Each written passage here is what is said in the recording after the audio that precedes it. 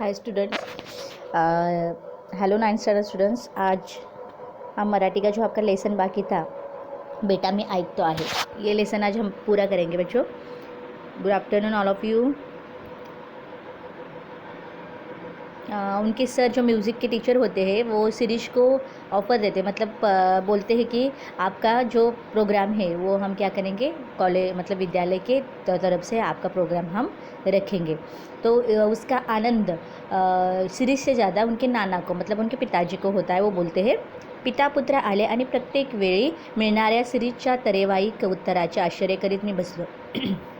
प्रत्येक वेळी तो नानाचे नाव का घेतो व नाना अगदी रोज त्याच्याबरोबर येतात, याचे रहस्य काय असावे या प्रश्नाचे उत्तर मला सापडेना। याशिवाय आणखीन एक शंका माझ्या मनात वरचेवर येत असे, ती म्हणजे नानाजवळ असताना शिरीष मोकळ्या मनाने व्हायलिन वाजवत नसावाही। दुसरे दिवशी शिरीष आला नाही, त्याचा हा पहिला खाडा नसेल, एखाद वेळेस जमलं असे मी समाधान करून घेतले। पण त्याच्या दुसऱ्या दिवशीसुद्धा शिरीष आला नाही। चौथा दिवस गेला, पाचवा गेला आणि तसेच 15 दिवस गेले, शिरीषचा पत्ता नव्हता। 16व्या दिवशी एक मनुष्य निरोप व फीचे पैसे घेऊन आला। नाना आजारी असल्यामुळे शिरीष येऊ शकणार नाही तसेच असे तो म्हणाला। थोड्या त्राग्याने मी म्हणालो, नानाशी त्याला काय करायचे आहे, इकडे कार्यक्रम जवळ येत चालला आहे, त्याचे काय? शिरीष आला नाही, त्याची वाट पाहून मी त्याचा कार्यक्रम रद्द केला। त्याचे नाव पण काढायचे नाही असे मी ठरवून बाकीचे विद्यार्थी तयार केले। समारंभाचा दिवस उगवला आणि सकाळपासून शिरीषच्या आठवणीने मी उगाचच बेचैन झालो होतो। सकाळची इतर कामे आटपून मी जरा स्वस्त बसतो न बसतो तोच दारात शिरीष उभा। मी ताडकन उभा राहिलो व त्याच्याजवळ गेलो। रोज़ शिरीष और उनके पिताजी आते थे, वायलिन बजा के शिरीष सीख के जाते थे।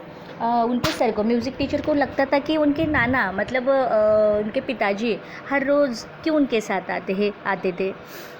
इसके पीछे का रहस्य उनको जानना था, लेकिन वो शिरीष से मतलब बोल नहीं सकते थे फ्रैंकली। उसके बाद दूसरे दिन एक दिन शिरीष नहीं आया। खाड़ा मतलब वो नहीं आना, अब्सेंट रहना। तो एक दिन गया, दूसरे दिन गया, उनको लगा म्यूज़िक टीचर को कुछ तो प्रॉब्लम रहेगा घर में, इसलिए नहीं आया होगा। देन तीसरा दिन हो गया, दूसरा दिन हो गया, वो भी नहीं, उस दिन भी नहीं आया। तीसरा दिन हो गया, चौथा दिन हो गया।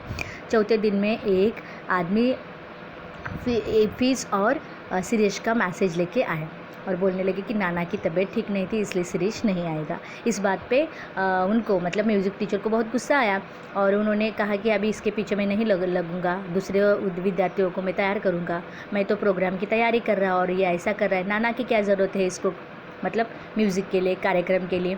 तो ऐसा उनको टीचर को, म्यूज़िक टीचर को गुस्सा आता है और फिर वो उसको मतलब शिरीष को मतलब इग्नोर करने लगते हैं और अपने बच्चों को, दूसरे इतर स्टूडेंट को क्या करने लगते हैं, वो तैयार करते हैं। फिर प्रोग्राम का डेट मतलब जल्दी आता है, नज़दीक आता है। फिर वो प्रोग्राम की तैयारी करने लगते हैं। सुबह का सब कुछ काम करने के बाद थोड़ा सा ऐसे ही रिलॅक्स होकर बैठते हैं, तब तक सामने शिरीष खड़ा रहता है। अरे तुझा पत्ता तरी काय, आणि आज एकटाच कसा काय, नाना कसे नाहीत बरोबर, इकडची दुनिया तिकडे होईल ना, इकडची दुनिया तिकडे झाले आहे सर, यापुढे मी एकटाच दिसेन। माझे नाना कायमचे गेले हो सर। बऱ्याच सातवणानंतर त्याने विचारले, आज आपल्या विद्यालयाचा कार्यक्रम ना, मी खिन्नपणे हो म्हणालो। मग मला आज कार्यक्रम द्या, नाही म्हणू नका सर, एवढीच इच्छा पुरवा। तो असे म्हणल्यावर माझ्यातला शिक्षक जागा झाला। मी सौम्य आवाज़ात म्हणालो। फिर उनके टीचर पूछने लगे, इतने दिन तक किधर थे आप, और आज अकेले आए, आपके पिताजी नहीं आए, ऐसे कैसे, इधर की दुनिया उधर हो गई, कैसे हो गया ये, आप तो आपके नाना के साथ आते हो। फिर शिरीष जवाब देने लगा कि नाना सर, अभी नाना मेरे साथ नहीं आएंगे सर। फिर वो बहुत मतलब ऐसे रोते हुए बोलने लगा कि नहीं आएंगे आज के बाद मेरे साथ नाना, मैं अकेला ही आऊँगा सर, क्योंकि नाना अभी हमारे साथ नहीं रहे, उनका देहांत हो गया। ये सुनकर उनके सर को भी बहुत मतलब दुख हुआ। शिरीष बोलने लगा कि आज हमारे स्कूल का, विद्यालय का कार्यक्रम है ना, मुझे वो प्रोग्राम दे दीजिए ना सर, रिक्वेस्ट करने लगा, मैं प्रेजेंट करूँगा।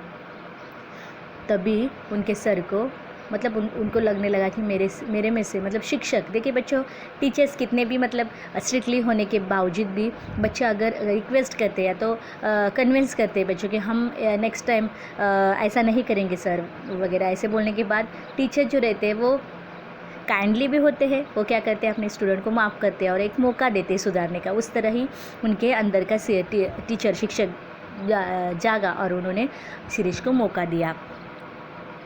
शिरीष, मी तुझ्या भावना ओळखतो. आज माझा नाईलाज आहे.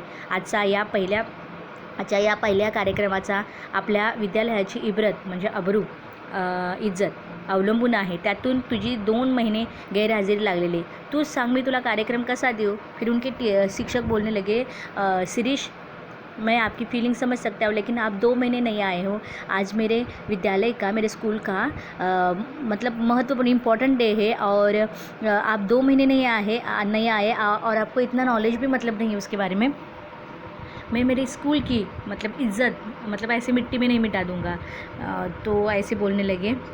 मैं आपको कैसे प्रोग्राम करने दे दूँ? शिरीष, अगतिक होऊन शिरीष म्हणाला, सर, माझी एवढी एकच विनंती मान्य करा. मला आज वाजवू दे. नंतर जन्मात हात नाही लावणार वायलनला. तू पुढे जन्मभर वाजव, पण आज वाजवू नको. तुझी मनस्थिती आज बरोबर नाही. फिर शिरीष रिक्वेस्ट करने लगे, सर की मेरी एक रिक्वेस्ट है, मुझे आज के दिन बजाने दो, उसके बाद मैं कभी नहीं हाथ लगाऊंगा वायलिन को. फिर उनके टीचर बोलने लगे, नहीं आज मत लगा, बाद में तू बजा. तेरी आज कंडीशन मतलब तू आज तेरी मन की स्थिती अच्छी नाही आहे. मला परवानगी दिली तर माझी मनाची स्थिती आपोआपच सुधरेल.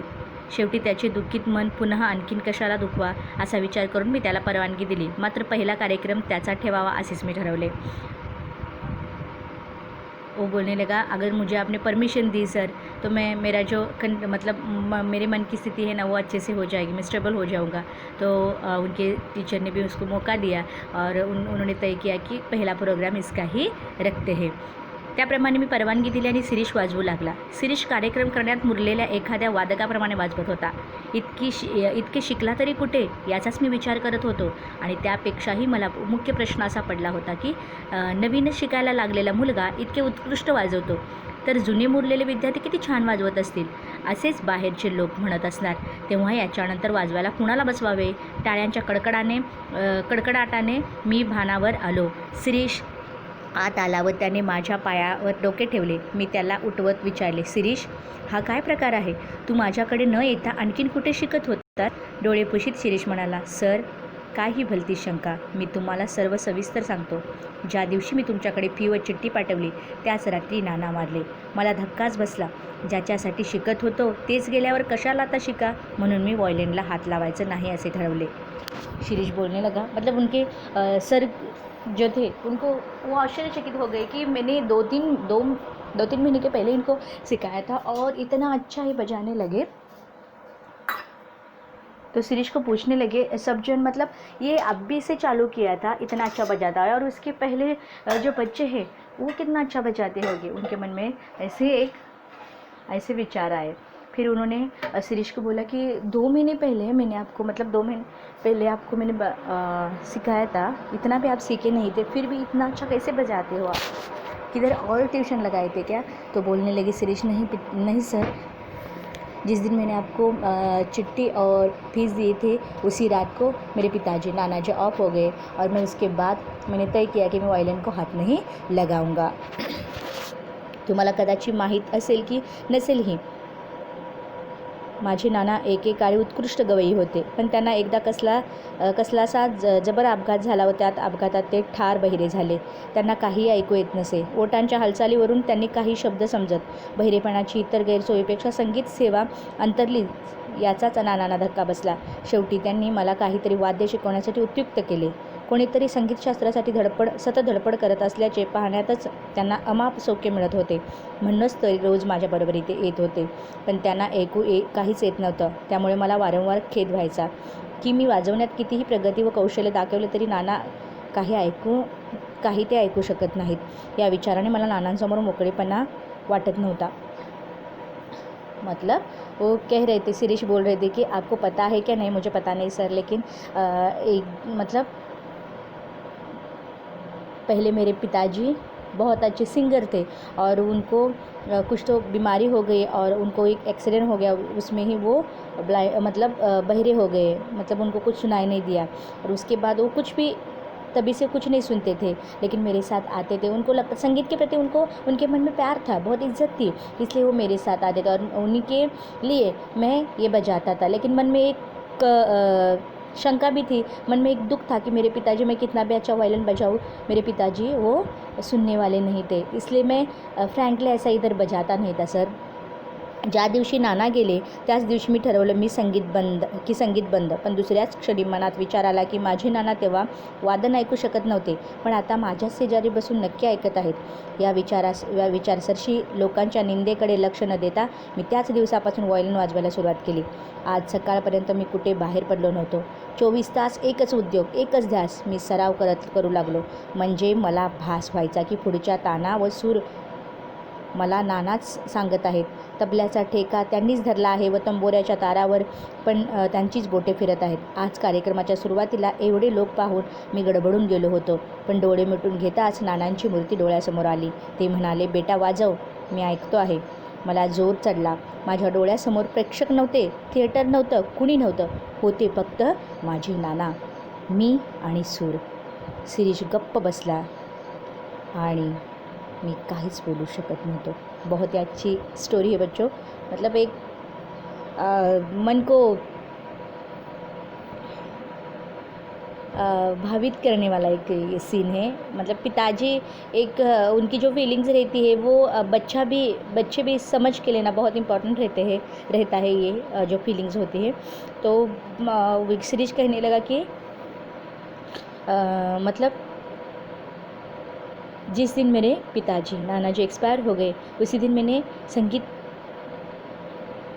मेरे लाइफ में से निकाला था, संगीत ये सब्जेक्ट. लेकिन मैंने और तय किया, अगर थोड़ी देर के बाद अगर मेरे नाना जी उस टाइम नहीं सुन पाए, लेकिन मेरे बाजू में बैठ के अभी सुनते होंगे, मैं उनके लिए बजाऊंगा. तो उन्होंने क्या किया, शिरीष ने तभी से किसी मतलब सोसाइटी के लोगों का ना कुछ सुनते हुए, उनको इग्नोर करते हुए उन्होंने क्या किया, संगीत सीखा. उनको लगता था कि मेरे पास मेरे नाना जी बेटे और मुझे बता रहे ऐसा बजाओ वैसा बजाओ करके. वो मन में ऐसा लिए और वो बजाने लगे खुद से ही.